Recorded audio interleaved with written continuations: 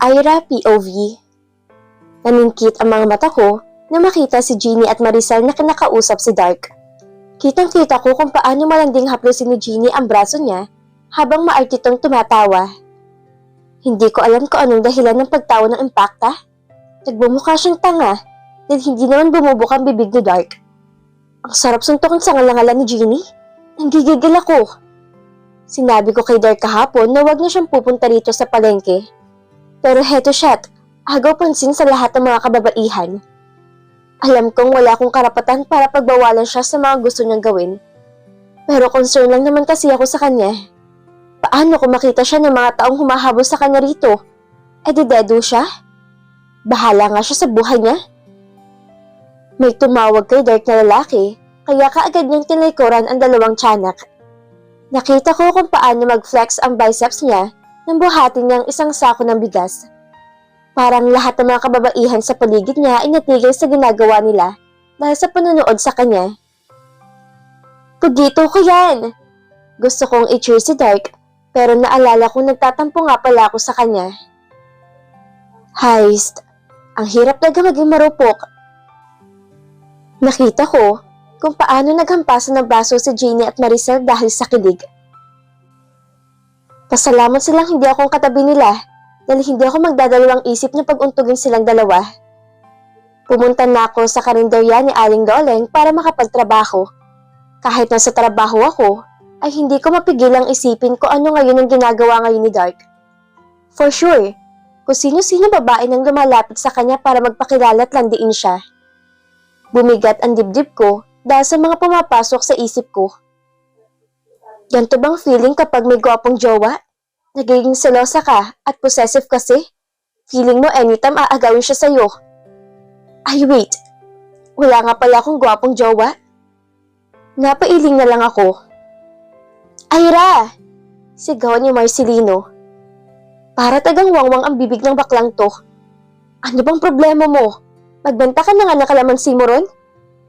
Beshi, si Jeannie at Mosa nagsasabunutan ng dahil kay Daddy Dark. Entrada niya. Ha? Bakit? Nasya ka pa? Parahong bugaw yung dalawa? Kahit ako'y makikipagsabunutan kung lalaki ang premyo. Nasaan na si Dark? Ayun, dadma lang. Abala kasi sa trabaho niya bilang kargador sa bigasan ni Mang Motmot. Bakit kasi hindi mo nalang itinali sa kwarto mo si Dark? Ay di akong tinali patiwarik ni Papa? Hindi ko naman bahay yun para magdala ko ng lalaki ron.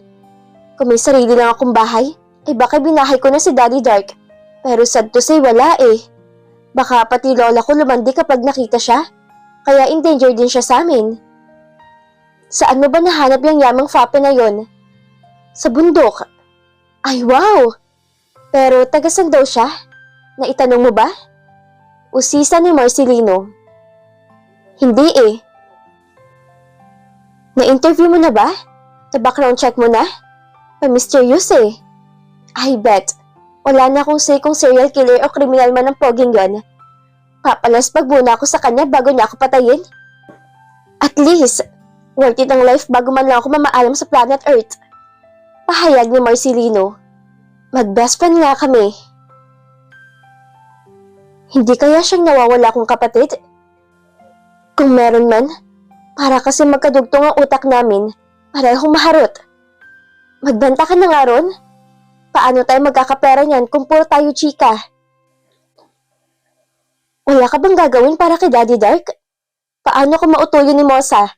Alam mo naman ang haliparot na yon, kung sino-sino nang tinutuhog. Mas malala si Mosa kaysa kay Jeannie pagdating sa level of kalandian. Dati kasi ito nagtatrabaho sa syudad bilang bayaring babae. At nang umuwi siya rito sa baryo ay bahay niyang ginawa niyang motel para mag-entertain ng mga lalaking magbabayad ng malaking halaga para lang maikama siya. Dapat nga ako matakot para welfare ni Dark. Pero sino ba naman ako para hadlangan siya kung gusto niyang pumato sa babaeng yun? Buhay niya naman yun, kaya hayaan mo siya? Bitter kong sagot, kahit deep inside ay na-hurt ako. Realization hits me. Crush ko ata si Dark. Naku, huwag kang papakabog sa Jeannie at Mosa na yon. Mas maganda ka naman sa dalawang yon. Ngayon ka pa ba magpapanghinaan ng loob? Eh mas close naman kayo ni Daddy Dark. Close?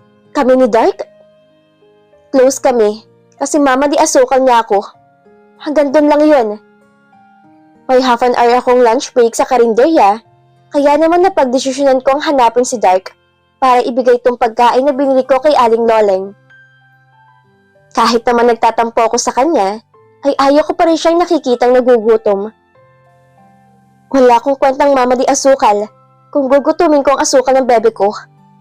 Pumunta ako sa tindahan ni Mang Motmot. Doon siya nagtatrabaho, kaya expected ko na nandoon siya. Si Dark po? Tanong ko kay Mang Motmot. Nakita kong kasama kanina ni Mosa. Naku iha, mukhang naunahan ka na. Pabirong pahayag nito bago tumawa. Bagsak ang mga balikat ko na umalis sa tindahan. Naikuyom kong kamao ko dahil sa inis na nararamdaman ko. Wag lang sila magpapakita sa akin na magkasama dahil baka hindi ko mapigilan ng sarili kong pagbuhulin sila. Malakas kong sinipa ang nakita kong kanin nagkalat sa daan dahil sa sobrang pagkairita. Napasinghap ako na makita kong pagtama ng lata sa mukha ni Joku. Sa pool. Sino may gawa nun? Sigaw niya, kaya naman dali-dali akong tumakbo papasok sa iskinita at doon nagtago. Wala namang tao sa iskinitang pinasukan ko, kaya naman doon muna ako tumambay para magmukmok. Kinain ko na rin ang dala kong pagkain, dahil sayang naman kung hindi ko kakainin. Nandyan ka lang palang gaga ka? Anong ginagawa niyo rito? Tanong ko kay Marcelino at Annalyn. Hinahanap ka malamang.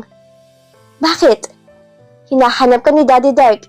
Pinuntahan ka niya sa karinderya na Aling Loleng dahil gusto ka makasabay mag-lunch. Ang pangit mo magdrama.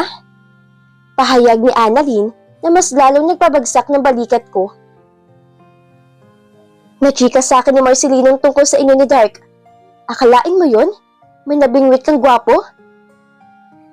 Huwag niyong sasabihin na nakita niyo ako. For sure, mas masarap pa sa panindang lunch ni Aling Loleng ang natikman niya kanina.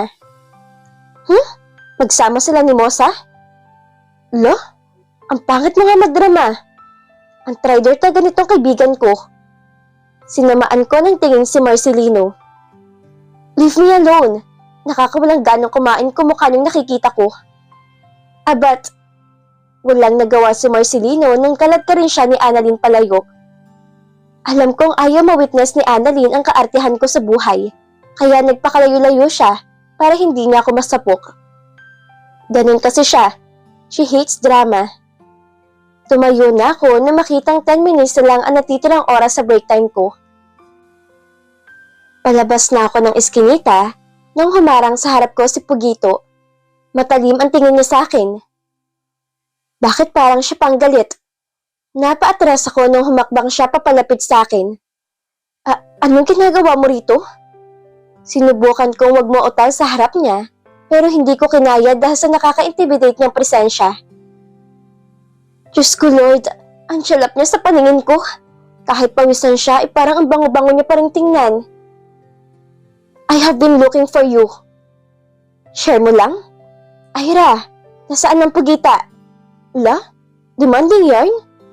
Bumuntong hininga siya bago muling ibaba ang tingin sa akin. Hanggang dibdib niya lang kasi ako. Kumain ka na ba? Kakatapos lang? Sagot ko. Next time, sabay na tayong kumain.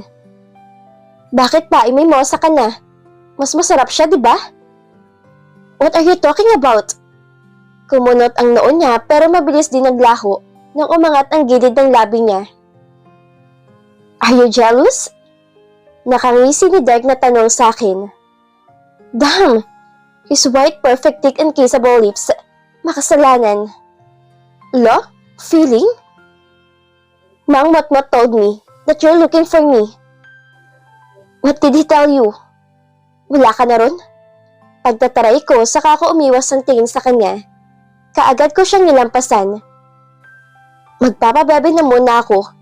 Baka kasi isipin niya na ang rupok-rupok kong babae. Palabas na ako ng iskinita nang mahagip ng mga mata ko ang mga naka-men in black na dumaan sa harap ko. Mabilis ako lumingon kay Dark Saka siya itinulak papasok sa iskinita. Nandito sila. Bulong ko sa kanya. Kaagad ding nasagot ang tanong ni Dark nang ibaling niya ang tingin sa likuran ko. Nagpanik ako nang marinig ang boses ng isang lalaki, kaya wala man lang pag-aalinlangan kong itinulak si Dark sa pader, saka ako mabilis na hinuli ang labi niya. Anong ginagawa mo, Ira? Kastigo ko sa sarili ko. Nanatili lang na nakadikit ang labi ko sa labi niya. Mariin ang pagkakapikit ng mga mata ko, kaya hindi ko alam kung ano nagiging reaksyon niya sa ginawa ko. Pakaramdam ko ay wala na akong mukhang mayaharap sa kanya pagkatapos nito. Anong problema, pre? Wala, may magjowa lang na naglalandian doon sa eskinita? Inggit ka? Gago, kapag napatay na natin ang lalaking yun, ay makikipag-ano talaga ako pag-uwi. Nang hindi ko na marinig ang boses ng dalawang lalaki, ay kaagad akong bumitaw sa labi ni Dark. Pero nagulat ako nang ako naman ang ipako niya sa pader. Sa bilis ng pangyayari, ay namalayan ko na lang na magkadikit na mga labi naming dalawa. Ang pinagkaiba lang ngayon ay ang paggalaw na malambot ng labi sa akin. Mahigpit akong napahawak sa dibdib ni Dark dahil sa banayad niyang paghalik sa akin. Ang sarap! Para ako nalulunod sa sarap niyang humalik. Ganun dapat. Pahayag ni Dark nang patuloy niyang halik. Kung nanakawan mo ako ng halik, ay siguraduhin mo masasarapan din ako katulad ng pinalasap ko sa'yo. Dugtong niya pa na nagpainit na magkabila kong pisngi. Oh my gosh! Pwede bang makarequest ng isa pang kiss? Babalik na ako sa trabaho. Paalam ko sa kanya bago ko maripas ng takbo. I'm so shy na. Ilang araw ko nang nanonotice na palagi mong iniiwasan si Daddy Dark. Pa-bebe yarn? Shut up! Ichika na yan. Binangga ni Marcelino ang balikat ko, kaya naman sinamaan ko siya ng tingin bago umayos ng tayo. Napagtanto ko na lang na masyado pala akong maganda at perfect para sa kanya. I think he deserved better even though wala na mas bibitter pa sa akin. Pahayag kong dahilan para makatanggap ako ng malakas na batok mula sa kanya. Pasalamat ka, kaibigan kita. Dahil kung hindi, mukha mo binatukan ko imbis yung batok mo. Banta niya. Pero seryoso nga, ano nangyari after niya malaman na nag-i-emote ka sa eskinita? Ano nangyari? Naglaplapan lang naman kami. Ako ang una nag-initiate na halikan siya, kaya naman hiyang-hiya ko sa sarili ko. Kahit ilang beses ko pang sabihin sa sarili kong ginawa ko yon para iligtas si Dark sa mga taong humahabol sa kanya, ay hindi pa rin yung sapat para mabawas ng kahiyang nararamdaman ko. Ikaw ang nagsabi sa kanyang nandun ako sa eskinita? Traitor ka? Mapagbintang ka. Baka nakakalimutan mong nandun din sa Annalyn kasama ko. Singhal niya. Nag-away ba kayo, ha? Kung sawa ka niya sa kanya, ay sa akin na lang si Daddy Dark. Handa akong bumukod kay Lola para lang ibahay siya. Ako? Sawa na kay Pugito? Labi pa nga lang niya natitikman ko eh. Kung halik na pa lang ay masalap na, paano pa yung kung... Aray! Sigaw ko na muli na naman akong batukan ni Marcelino. Sabi ko, uuwi na ako. Bingi-bingi? E di umalis ka na? Paki ko sa'yo. Pagtataray ko sa kanya. Joke lang. Ingat ba si kumbading? Ingat sila sa'yo sa daan. Saad ko pero inirapan niya lang ako bago kumenteng palayo sa akin. Maglalakad na rin sana ako palayo na mahagip ng mga mata ko si Dark at Mosa. Hinihila ni Mosa ang braso ni Dark pero hindi nagpapatinag si Dark sa kinatatayuan niya. Halata sa mukha niyang wala siyang interes sa babae. Dapat masaya kung wala siyang pakaalam kay Mosa. Pero bakit hindi ko mapigilan magduda na one of this day ay bumigay din siya? Pinasadahan ko ng tingin ang kabuuan ni Mosa. Pagdating sa kaseksihan at kagandahan, ay alam kong taob siya sa akin. Pero pagdating naman sa pananamit, ay ako magbumukhang talunan kapag ipinagtabi kami. Tiningnan ko ang sarili ko. Simpleng t-shirt at cargo pants lang ang suot ko. Samantalang nakamaliit na shirt at crop top blouse naman si Mosa. In short, Mukha siyang pokpok. Pero yung ano na klase? Heist. Bakit ko ba'y kinukumparang sarili ko sa kanya? Habang naglalakad, ay tanaw ko na mula sa malayo si Papa Ramil na may kausap na lalaki. Base sa ikinikilos sila, ay mukhang may hindi sila pagkakaintindihan na dalawa.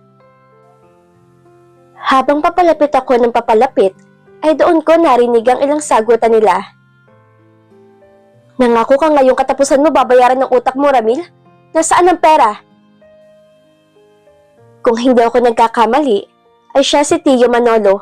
Kumpare siya ni Papa Ramil. Noong bata ako, ay madalas siya ritong bumisita para makipag-inuman kay Papa. Kahit pa taga-kabilang bayan siya, ngayon ko na lang ulit siya nakita. Hindi ko na sana sila papansinin nang tawagin ako bigla ni Tio Manolo. Aira, ikaw na yan? Tipid akong umiti kay Tio Manolo nang sipating niya ang kabuuan ko. Dalaga ka na mas lalo ka pang gumanda iha. Salamat po. Ang ganda ng ampon mo, Ramil. Baling niya kay Papa. Pasok na po ako. Paalam ko na makita niyang matalim ang tingin sa akin ni Papa. Nakahinga ako ng maluwag nang tuluyan na ako makapasok sa bahay. Sanay na akong samaan parati ng tingin ni Papa. Pero ang kaninang tingin na pinuko sa akin ni Tio Manolo, sa kanya ako kinabahan. Hey you! Nalipat ang tingin ko kay Maricel. Bakit? I'm hearing your very closeness to Dark. Sumakit bigla yung ulo ko. Bakit? May problema ka? Aba, tinatarayan mo na ako Porket may lalaki ka na? You can have him if you want. Walang gana kong pahayag na nagpabilog ng mga mata niya. Hindi man siya magaling magsalita ng English, ay nakakaintindi naman siya nun. Talaga? He's not mine to start with? Kahit naman sa'yo siya, aagawin ko pa rin siya sa'yo. Puksain mo muna ang pugad na makuto mo dyan sa ulo mo. I'm sure, magiging patay na patay siya sa'yo kapag hindi na amoy ihi ng kutong buhok mo. Wala akong kuto. Si Annalyn yun. Putok lang ang meron si Annalyn, pero wala siyang kuto. Ikaw lang yun. Pahayag ko ni kinangawi niya. At dito na po nagtatapos ang kabanata ng ating kwento. Muli niyo po akong samahan sa mga susunod na kabanata na ibabahagi ko sa inyo. Maraming salamat po at ingat po tayong lahat.